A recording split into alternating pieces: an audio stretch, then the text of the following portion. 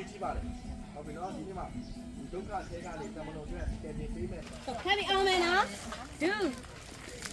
ထောင်းယူလိုက်တယောက်ကလားဒူထောင်းရချစ်ဘိုက်ဒီကစစ်စစ်ထားပြီပါမတိုင်နော်စစ်စစ်ကရ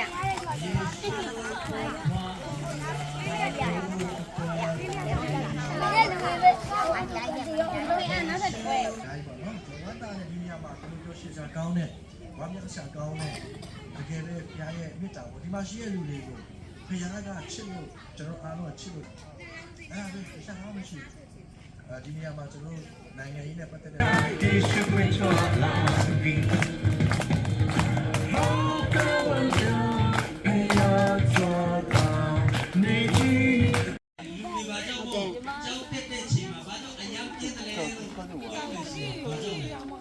ဆယ်မိနစ်ကြာပြီလားရှင်းမလို့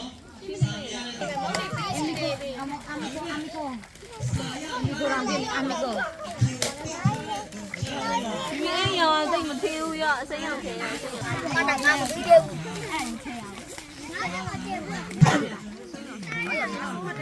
သူ့ရဲ့အဖိုးကိုသူ့ရဲ့အဖိုးဖြစ်တဲ့အခါဖုန်းတို့ဒီရှင်းပြရင်ကိုလာပြီးပြီးပြော်တာပါလို့ရှင်းလို့ဘုဖွားမြင်တဲ့ဒီအစ်စ်ကဘယ်မှာပါလဲဆိုပြီးတော့ရှင်းပြီးတော့ရေးတယ်ရှင်းမြင်ကစိတ်ထဲမှာမျိုးလင်းပါတယ်ဆရာဒီမှာဆရာ